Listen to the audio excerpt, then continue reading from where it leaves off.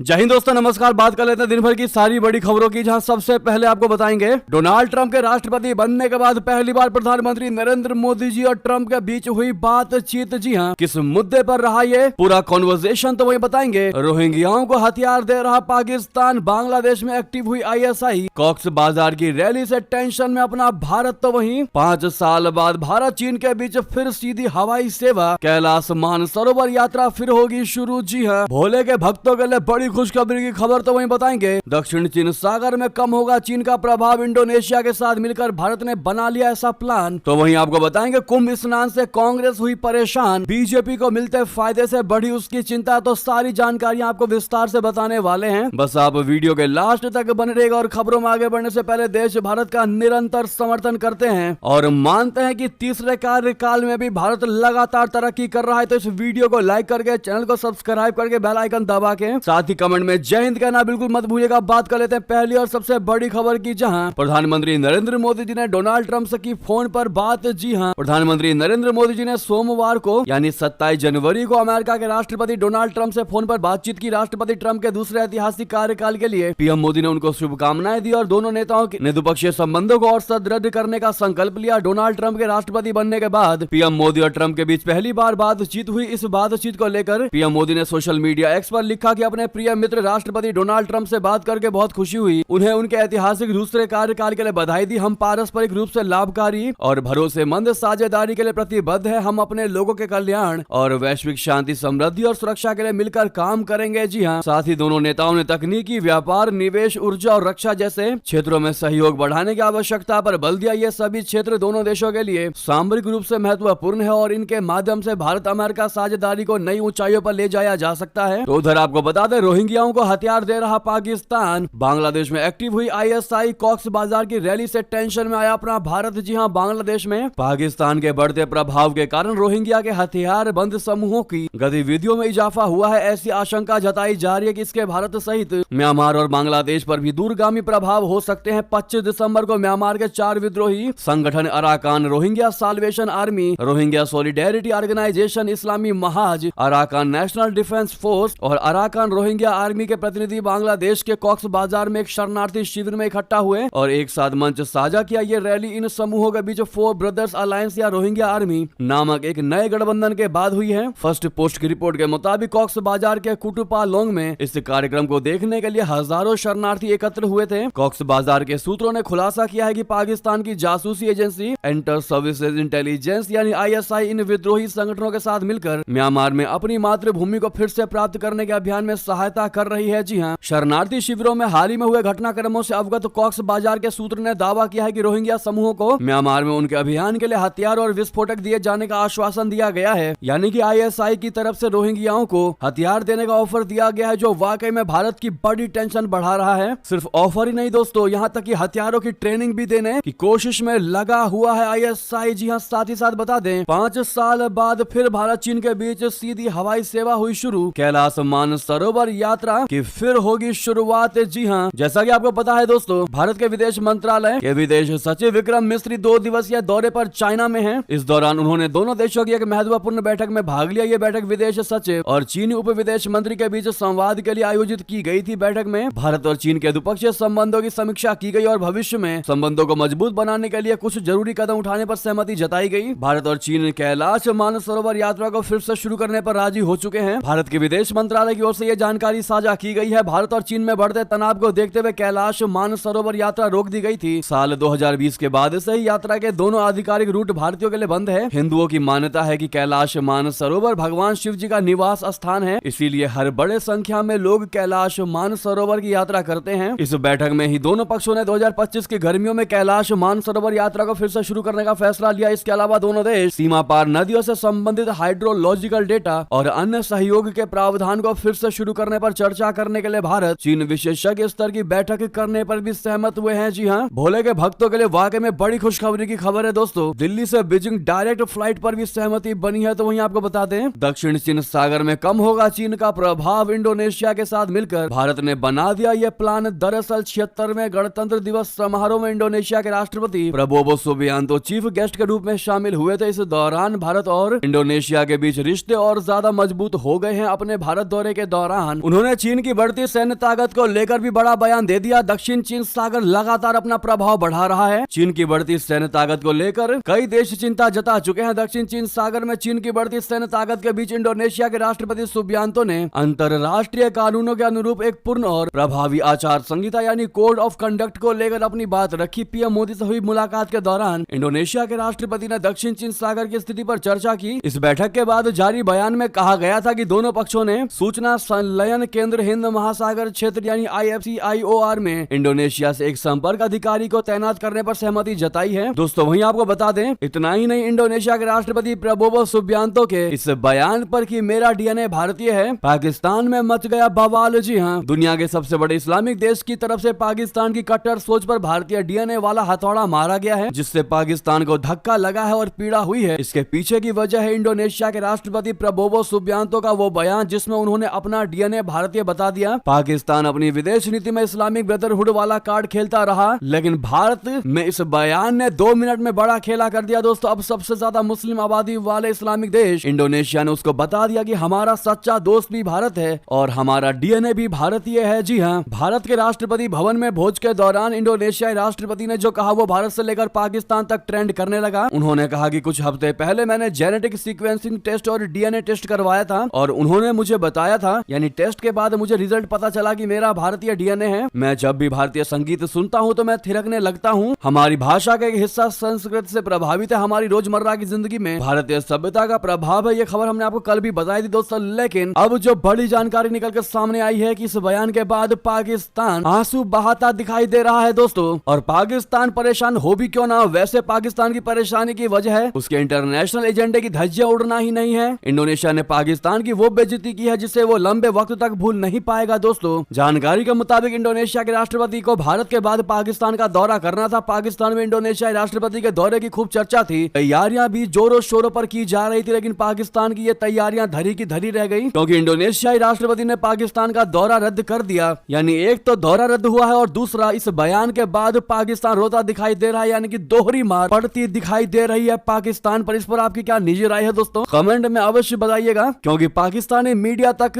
कह रहा है कि इंडोनेशिया के राष्ट्रपति पाकिस्तान आ रहे थे। अगर वो भारत के प्रभाव में पाकिस्तान नहीं आ रहे हैं तो वो अपना व्यापार देख रहे हैं। भारत उसका बड़ा साथी है, उनका आपस में व्यापार होता है। भारतीय लोग इंडोनेशिया और मलेशिया दोनों देशों में हैं, तो वो अपना व्यक्तिगत हित देख रहे हैं। इंडोनेशिया भारत ले जा रहा है क्योंकि पाकिस्तान उसको कुछ ऐसा नहीं दे सकता जो भारत उसको दे रहा है। आप अपने आप को साबित करो ताकि लोग आपके पास आपके काम को देख कर आए। जी हाँ, यानी पाकिस्तानी मीडिया ने ही पाकिस्तानी हुक्मरानों को आईना दिखा दिया। वही दोस्तों आप भी अपनी पावर दिखाइए और इस वीडियो को अभी तक लाइक नहीं किया है तो लाइक का बटन दबा दीजिए ताकि ये खबर पाकिस्तान तक पहुंचे और उसको उसकी औकात पता चल सके। वहीं बता दें, नेतन्याहू अगले सप्ताह व्हाइट हाउस में ट्रंप से करेंगे मुलाकात। फलस्तीन के मुद्दे पर भी हो सकती है चर्चा। जी हाँ, अमेरिकी राष्ट्रपति डोनाल्ड ट्रंप और इजराइल के प्रधानमंत्री बेंजामिन नेतन्याहू अगले हफ्ते व्हाइट हाउस में मुलाकात करने वाले हैं। राष्ट्रपति बनने के बाद ट्रंप की किसी विदेशी राष्ट्रीय अध्यक्ष से ये पहली मुलाकात होगी। दोनों देशों के शीर्ष नेताओं के बीच ये मुलाकात ऐसे समय में हो रही है जब जॉर्डन और मिस्र में फलस्तीनी शरणार्थियों को बसाने की ट्रंप की योजना वैश्विक मंच पर चर्चा का विषय बनी हुई है। इजराइल के प्रधानमंत्री पहले विदेशी राष्ट्रीय अध्यक्ष थे जिनसे राष्ट्रपति ट्रंप व्हाइट हाउस में मुलाकात करेंगे। ट्रंप हाल ही में हुए राष्ट्रपति चुनाव से ही इजराइल का खुलकर समर्थन कर रहे हैं। वहीं हाल ही में उन्होंने पूर्व राष्ट्रपति बाइडेन प्रशासन के एक फैसले को भी पलट दिया था जिसमें इजराइल को 2000 पाउंड के बम की आपूर्ति पर रोक लगा दी गई थी। इसके लिए नेतन्याहू ने ट्रंप को धन्यवाद भी दिया। वहीं बता दें, पाकिस्तान में धार्मिक चरमपंथियों ने अहमदिया समुदाय की 40 कब्रें तोड़ी, नफरती नारे लिख दिए। जी हाँ, पाकिस्तान के पंजाब प्रांत में धार्मिक चरमपंथियों यानी रिलीजियस एक्सट्रीमिस्ट ने अल्पसंख्यक अहमदिया समुदाय से जुड़ी करीब 40 कब्रों की बेअदबी की। माना यह जाता है कि ये चरमपंथी एक कट्टरपंथी इस्लामी पार्टी के सदस्य हैं। पुलिस ने सोमवार को यह जानकारी दी। जमात अहमदिया पाकिस्तान के एक पदाधिकारी ने कहा कि लाहौर से करीब 50 किलोमीटर की दूरी पर स्थित शेखुपुरा में अहमदिया समुदाय के सदस्यों के घरों की दीवारों पर नफरती नारे लिखे गए। माना यह जा रहा है कि ये चरमपंथी तत्व तहरीक लब्बैक पाकिस्तान के सदस्य हैं जिन्होंने शेखुपुरा में लगभग 40 कब्रों के पत्थर तोड़ दिए। पुलिस का कहना है कि अहमदिया समुदाय के कब्रिस्तान को निशाना बनाने वालों के खिलाफ कार्रवाई की जाएगी। वहीं बता दें, भारत के इस कदम से हिल जाएंगे पाकिस्तान और चाइना, चाहकर भी कुछ नहीं कर सकेंगे दोनों देश। क्या है पूरा माजरा समझा दे आपको। क्या आप जानते हैं दोस्तों कि भारत में ऐसी हजारों संपत्तियां हैं जो पाकिस्तान और चीन के नागरिकों की हैं, लेकिन दशकों से भारतीय सरकार के नियंत्रण में है। अब सरकार इन संपत्तियों पर पूरी तरह से कब्जा करने के लिए कानून में बदलाव करने जा रही है। ये कदम देश की सुरक्षा और आर्थिक मजबूती के लिहाज से अहम माना जा रहा है। शत्रु संपत्ति वो संपत्ति है जो उन लोगों की है जिन्होंने भारत छोड़कर पाकिस्तान या चीन की नागरिकता ले ली थी। 1965 और 1971 में पाकिस्तान के साथ और 1962 में चीन के साथ हुए युद्ध के बाद भारत सरकार ने इन संपत्तियों को अपने नियंत्रण में, कंट्रोल में ले लिया। इन संपत्तियों को कस्टोडियन ऑफ एनिमी प्रॉपर्टी के तहत रखा गया है, जिसका मतलब है कि इनके मालिक या उनके वारिस इन संपत्तियों पर दावा नहीं कर सकते। ऐसे में सबसे बड़ा सवाल यह है कि इन कानूनों में बदलाव की जरूरत क्यों पड़ी। तो आपको बता दें, वर्तमान कानून के तहत सरकार इन संपत्तियों को सीधे तौर पर बेच या इस्तेमाल नहीं कर सकती, लेकिन अब केंद्र सरकार शत्रु संपत्ति अधिनियम में बदलाव की योजना बना रही है। इसका उद्देश्य इन संपत्तियों पर सीधा नियंत्रण स्थापित करना है ताकि इनका उपयोग देश हित में किया जा सके। ये बदलाव संसद के आगामी बजट सत्र में पेश किया जा सकता है। नेक्स्ट खबर बता दें, ईरानी वायुसेना में शामिल हुआ रूसी सुखोई 35 लड़ाकू विमान। इजराइल की टेंशन बढ़नी तय मानी जा रही। जी हां, ईरान ने पहली बार कबूल किया है कि उसने रूस से सुखोई 35 लड़ाकू विमान की खरीद की है। इससे ईरानी वायुसेना की शक्ति में जबरदस्त इजाफा होने की उम्मीद है। ईरानी वायुसेना लंबे समय से लड़ाकू विमानों की कमी का सामना कर रही है। ईरान की वायुसेना के पास केवल कुछ दर्जन स्ट्राइक विमान है, जिनमें रूसी जेट के साथ साथ 1979 की इस्लामिक क्रांति से पहले खरीदे गए पुराने अमेरिकी मॉडल भी शामिल है। ऐसे में ईरान के नए सुखोई 35 लड़ाकू विमान दुश्मन देश इजराइल की टेंशन बढ़ा सकते हैं। इजराइल और ईरान में पुरानी दुश्मनी है और दोनों देश कई बार युद्ध के करीब भी पहुंच चुके हैं। जी हाँ, तो उधर आपको बता दें, ट्रंप ने दिखाई आंखें तो पहले भड़का कोलंबिया, अब बोला मंजूर है आपकी सारी शर्तें हुजूर। जी हाँ, अमेरिका और कोलंबिया के बीच ट्रेड वॉर टल गया है जब कोलंबिया सरकार ने अमेरिका को यह अनुमति दी कि वो अपने निर्वासित प्रवासियों को कोलंबिया में उतारे। ये विवाद रविवार 26 जनवरी को शुरू हुआ था जब कोलंबिया के राष्ट्रपति गुस्तावो पेट्रो ने 2 अमेरिकी सैन्य विमानों को कोलंबिया में उतरने से रोक दिया था, जिनमें अमेरिका से निर्वासित कोलंबियाई नागरिक थे। कोलंबिया के विदेश मंत्री लुइस गिलबर्टो मुरिलो ने रविवार को कहा कि देश की सरकार ने महत्वपूर्ण शुल्क से बचने के लिए अमेरिकी राष्ट्रपति डोनाल्ड ट्रंप की सभी शर्तों को स्वीकार कर लिया है। अमेरिकी प्रशासन ने इसके जवाब में कोलंबिया पर प्रतिबंधों की धमकी दी थी, जिसके बाद राष्ट्रपति पेट्रो ने कहा था कि कोलंबिया अमेरिकी सामान पर टैरिफ लगा सकता है। लेकिन बाद में व्हाइट हाउस ने यह घोषणा की है कि कोलंबिया ने बिना किसी रोक टोक के निर्वासितों को स्वीकार करने पर सहमति जताई है, जिनमें अमेरिकी सैन्य विमानों से आने वाले प्रवासी भी शामिल है। वहीं बता दें, 3 दशक बाद भी लुकाशेंको की सत्ता बरकरार। विपक्षी दलों, पश्चिमी देशों ने चुनावी नतीजों का किया विरोध। जी हाँ, बेलारूस में रविवार को हुए चुनाव राष्ट्रपति अलेक्जेंडर लुकाशेंको को जीत मिली है। हालांकि विपक्ष और पश्चिमी देशों ने इन चुनाव परिणामों को खारिज कर दिया है। लुकाशेंको 3 दशक से भी अधिक समय से सत्ता में बने हुए हैं। विपक्षी नेताओं ने इन चुनाव परिणामों में बड़ी धांधली बताई है। विपक्षी नेताओं का कहना है कि यह चुनाव पहले की तरह एक धोखा है, जैसा कि 2020 में हुआ था जब लुकाशेंको के खिलाफ बड़े विरोध प्रदर्शन हुए थे। उस समय 65,000 से ज्यादा लोगों को गिरफ्तार किया गया था और पीटा गया था। यूरोपीय संघ और ब्रिटेन ने इन चुनाव को अवैध और अलोकतांत्रिक मानते हुए नए प्रतिबंध लगाने की चेतावनी दी है। वहीं बता दें, दक्षिण चीन सागर में बढ़ा तनाव। ड्रैगन ने फिलीपींस का वैज्ञानिक सर्वेक्षण रोका। जी हां, फिलीपींस ने दक्षिण चीन सागर में अपने एक वैज्ञानिक सर्वेक्षण को रोक दिया। दरअसल इस दौरान चीन के तटरक्षक बल और नौसेना के फिलीपींस की मछली पकड़ने वाली नावों के खिलाफ आक्रामक तरीके से कार्रवाई की। फिलीपींस के तटरक्षक बल के मुताबिक शुक्रवार को 3 चीनी तटरक्षक जहाजों और 4 छोटी नावों ने फिलीपींस के ब्यूरो ऑफ फिशरीज द्वारा संचालित 2 नावों के पास आक्रामक कार्रवाई की और ये नावें रेत के नमूने एकत्र करने के लिए सैंडी कय जा रही थी। सैंडी कय फिलीपींस के कब्जे वाले थीतू द्वीप के पास स्थित है। चीनी नौसेना एक हेलीकॉप्टर भी इन नावों के ऊपर उड़ रहा था। वहीं बता दें, ट्रंप नीति को लगा बड़ा झटका। अलास्का पर रूसी दावा। क्या यूरोप में रशिया अमेरिका में शुरू हो सकता है विनाशक युद्ध? दरअसल यूक्रेन को लेकर रूस अमेरिका में टकराव बढ़ता जा रहा है, क्योंकि ट्रंप युद्ध विराम का दिखावा करके युद्ध की तैयारी में जुट गए हैं, जबकि पलटवार के लिए रशिया ने भी ब्लूप्रिंट बना लिया है। रशिया बाल्टिक से आर्कटिक तक नाटो की घेराबंदी कर रहा है, जबकि अलास्का को वापस लेने के लिए अमेरिका से भी टकराने को तैयार है। जबकि ट्रंप ने नाटो के सैन्य ठिकाने वॉर रेडी करने का फरमान जारी कर दिया है। युद्ध के लिए सीक्रेटली हथियार पहुंचाए जा रहे हैं, यानी यूरोप में रशिया अमेरिका में विनाशक युद्ध शुरू हो सकता है। इसका दायरा नॉर्थ अमेरिका के अलास्का तक पहुंच सकता है। जी हां, डोनाल्ड ट्रंप अब इसी ब्लूप्रिंट पर काम कर रहे हैं। माना यह जा रहा है कि ट्रंप युद्ध विराम की कोशिश सिर्फ इसलिए कर रहे हैं जिससे रशिया पर हमले की तैयारी का वक्त मिल जाए। वहीं बता दें, गाजा को खाली करने के ट्रंप के बयान पर मेलोनी ने आखिर यह कह दिया, कहा मुझे विश्वास नहीं। जी हां, इतावली प्रधानमंत्री जॉर्जिया मेलोनी के मुताबिक उन्हें विश्वास नहीं है कि डोनाल्ड ट्रंप के पास फिलिस्तीनियों को गाजा से बाहर निकालने के लिए कोई निश्चित योजना है। हालांकि उन्होंने कहा कि वे इस क्षेत्र के पुनः निर्माण पर बहस का स्वागत करती हैं। मीडिया रिपोर्ट्स के मुताबिक ट्रंप के शपथ ग्रहण समारोह में शामिल होने वाली मेलोनी ने कहा कि हालात जटिल हैं। तो वहीं आपको बता दें, सऊदी अरब अरबिया के लगभग 6 बिलियन डॉलर पर। तुर्की की है नजर, एर्दोगन ने प्रिंस सलमान को क्यों ऑफर किया ये बता दें। तुर्की की सरकार सऊदी अरबिया के साथ 6 बिलियन डॉलर के रक्षा सौदे पर जल्द सहमति बनने की उम्मीद कर रही है। इस सौदे के तहत सऊदी अरबिया तुर्की से युद्धपोत, टैंक और मिसाइलें खरीद सकता है। इसके अलावा इस समझौते के बाद सऊदी अरबिया तुर्की के कान लड़ाकू विमान निर्माण परियोजना में भी शामिल होगा। इस परियोजना में पाकिस्तान पहले से ही शामिल है। ऐसा माना जा रहा है कि तुर्की के राष्ट्रपति रेसेप तैयब एर्दोगन की मार्च के आसपास होने वाली सऊदी यात्रा के दौरान इस समझौते को अंतिम रूप दिया जा सकता है। तुर्की अपने रक्षा उद्योग को बढ़ाने की कोशिश कर रहा है। ऐसे में वो दुनिया के सबसे बड़े हथियार आयातकों में से एक सऊदी अरबिया को एक प्रमुख बाजार के रूप में देखता है। तो वहीं बता दें, तख्ता पलट कराने में माहिर अमेरिका के बदनाम राजनयिक डोनाल्ड लू ने पद छोड़ा। विदेश मंत्रालय ने किया इसको लेकर ये कंफर्म। जी हां, अमेरिकी विदेश विभाग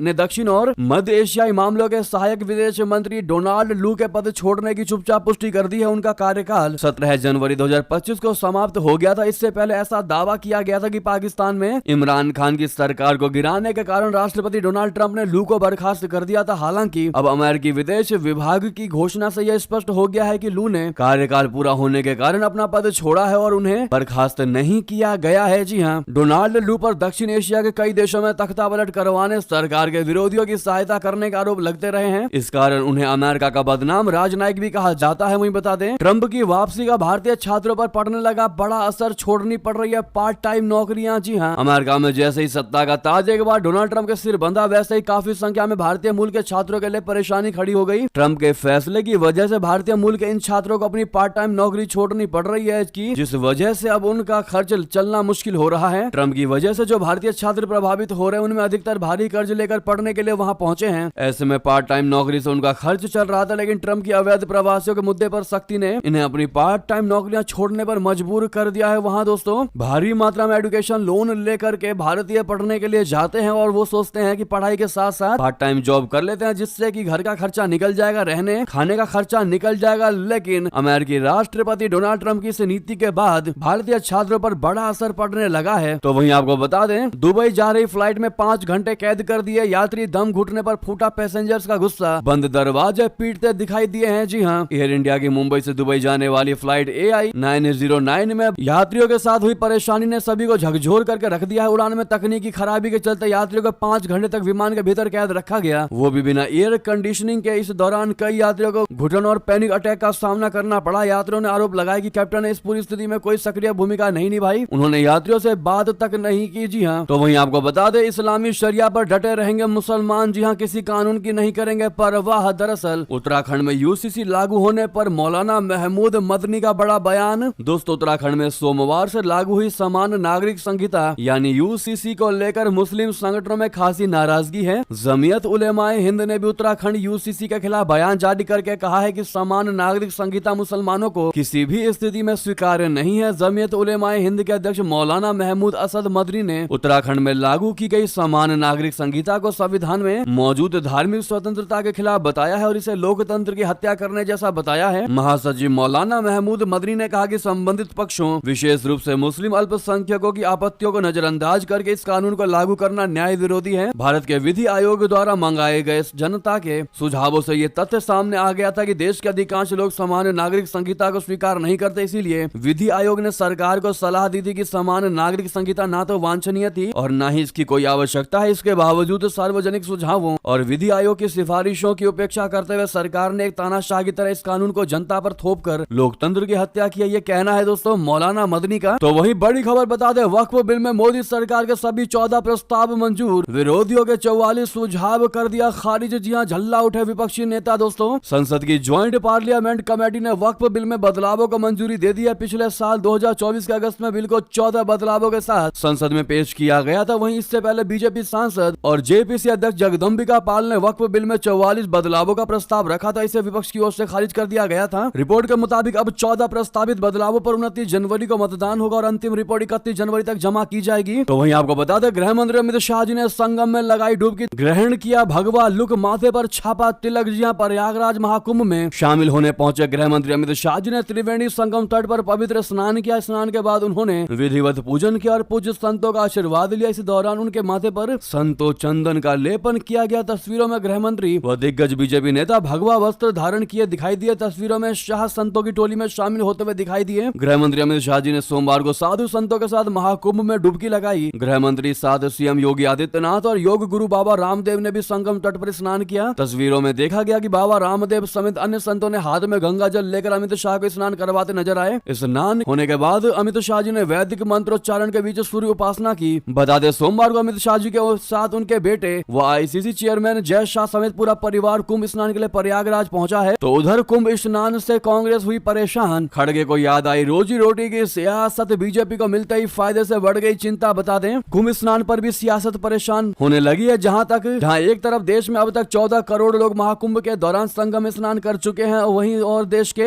तमाम नेता गंगा में डुबकी लगाने पहुंच रहे हैं। वहां कांग्रेस अध्यक्ष गंगा स्नान में रोजी रोटी राजनीति लेकर आ गए हैं। 15 दिन के महाकुंभ में देश के 13 करोड़ 21 लाख से ज्यादा लोग संगम में स्नान कर चुके हैं। ऐसे में अमित शाह जी के स्नान करने के बाद कांग्रेस इस पर राजनीति करती नजर आई है। मल्लिकार्जुन खड़गे ने कहा कि गंगा में डुबकी लगाने से क्या गरीबी दूर होती है, क्या भरपेट खाना मिलता है। ये जानते हुए कि इस बयान से आस्था को चोट पहुंच सकती है, उसके बावजूद भी खड़गे नहीं रुकते। आगे कहते हैं कि मैं किसी की आस्था को चोट नहीं पहुंचाना चाहता, अगर किसी को दुख हुआ तो मैं माफी चाहूंगा, लेकिन आप ही बताइए, बच्चा भूखा मर रहा है, स्कूल नहीं जा रहा है, मजदूरों को मजदूरी नहीं मिल रही है और ये लोग जाकर हजारों रुपए खर्च करके कंपटीशन में डुबकी मार रहे हैं। हर महिला पुरुष पूजा करता है, कोई ऐतराज नहीं है। धर्म के नाम पर गरीबों का शोषण हो रहा है, हमको उस पर ऐतराज है। जी हाँ, ऐसे में दोस्तों सबसे बड़ा सवाल ये उठता है कि कुंभ में स्नान करते राजनेताओं या फिर करोड़ों लोगों के वहां पहुंचने से खड़गे को क्या आपत्ति है? अगर नहीं है तो जब दावा किया जा रहा है कि महाकुंभ में अगले 3 से 4 दिन में गंगा स्नान करने वाले आस्थावान लोगों की संख्या दुगनी तक जा सकती है, तब खड़गे ये क्यों पूछते हैं कि गंगा में डुबकी से क्या गरीबी दूर होगी? जबकि कुंभ का आयोजन हो या फिर गंगा स्नान, दोनों का संबंध गरीबी दूर करने के किसी नारे से नहीं बल्कि सीधे आस्था से जुड़ा हुआ है। ऐसे में कांग्रेसियों का इस प्रकार से बयान देना कहीं से कहीं तक कोई औचित्य नजर नहीं आ रहा। कांग्रेसी अध्यक्ष खड़गे का निशाना अमित शाह, राजनाथ सिंह जी, योगी आदित्यनाथ जी समेत दूसरे बड़े नेताओं पर है जो कुंभ में स्नान कर चुके हैं। अब तक राहुल गांधी या दूसरे कोई बड़े कांग्रेसी नेता महाकुंभ नहीं पहुंचे हैं, जबकि अखिलेश यादव भी आकर संगम में डुबकी लगा चुके हैं। अखिलेश यादव ये तक कहते हैं कि आयोजन में कोई कमी नहीं होनी चाहिए। जी हाँ, अब आप ही बताइए दोस्तों, खड़गे का ये बयान कहीं से कहीं तक किसी भी प्रकार से कोई वैल्यू ऐड करता है? आप लोग बताना बिल्कुल मत भूलिएगा। तो वहीं आपको बता दें केजरीवाल ने हरियाणा सरकार पर लगाए ये आरोप, तो सीएम सैनी ने लगा दी उनकी क्लास। जी हाँ, दिल्ली के पूर्व मुख्यमंत्री और आम आदमी पार्टी के प्रमुख अरविंद केजरीवाल ने हरियाणा सरकार पर यमुना का पानी जहरीला करने का आरोप लगाया है। इस पर बयान पर हरियाणा के सीएम नायब सिंह सैनी ने पलटवार किया है और आरोपों को बेबुनियाद बताया है। बता दें कि अरविंद केजरीवाल ने सोमवार को हरियाणा की भाजपा सरकार पर यमुना के पानी को जहरीला करने का आरोप लगाया। केजरीवाल ने कहा है कि दिल्ली के लोगों को पीने के लिए पानी हरियाणा और उत्तर प्रदेश से मिलता है, यमुना में हरियाणा से पानी दिल्ली में आता है। भाजपा की हरियाणा सरकार ने यमुना के पानी को जहरीला कर दिया है, हालांकि जल बोर्ड ने उस पानी को दिल्ली में आने से रोक दिया। वहीं मुख्यमंत्री आतिशी ने आरोप लगाया कि हरियाणा की ओर से यमुना में अत्यधिक अमोनिया वाला पानी छोड़ा जा रहा है। इसकी वजह से दिल्ली के 3 बड़े water treatment plant Wazirabad, Chandrawal और ओखला प्लांट बंद होने की कगार पर हैं। इस पर 30% लोगों को पानी नहीं मिल पाएगा। उन्होंने इसके लिए हरियाणा सरकार पर और भारतीय जनता पार्टी पर दोष मढ़ दिया, जिसके बाद सैनी ने तगड़ा और करारा जवाब दिया। इस आरोपों को बेबुनियाद बताते हुए उन्होंने कहा कि मैं दिल्ली के लोगों से मुलाकात की, लोगों ने बताया कि हरियाणा से 35 किलोमीटर दूरी के बाद ही लोग दिल्ली में गंदा पानी पीने को मजबूर हैं। केजरीवाल ने यमुना को साफ करने की बात कही थी, लेकिन अब 28 नाले गंदे पानी छोड़ रहे हैं, इसकी जिम्मेदारी उन्हीं की है। सैनी ने कहा कि केजरीवाल को लोग अब चलता करने वाले हैं। इतना ही नहीं, खुद दिल्ली जल बोर्ड ने झूठा बताया है अरविंद केजरीवाल के दावे को। अब दिल्ली जल बोर्ड की ओर से केजरीवाल के दावे को गलत करार दिए जाने के कारण मामले में नया मोड़ आ गया है। तो वहीं ये थी अभी की सारी बड़ी खबरें। आपको खबर कैसी लगी कमेंट बताना बिल्कुल मत भूलिएगा। साथ ही साथ इस वीडियो को लाइक करके, चैनल को सब्सक्राइब करके, बेल आइकन दबा के जय हिंद कहते हुए इस वीडियो को दोस्तों, भाइयों में, साथियों में, रिश्तेदारों में शेयर अवश्य कर दीजिएगा। मिलते हैं दोस्तों अगली बड़ी खबर में। यहाँ तक बने रहने के लिए आप सभी का बहुत बहुत धन्यवाद। जय हिंद, जय भारत।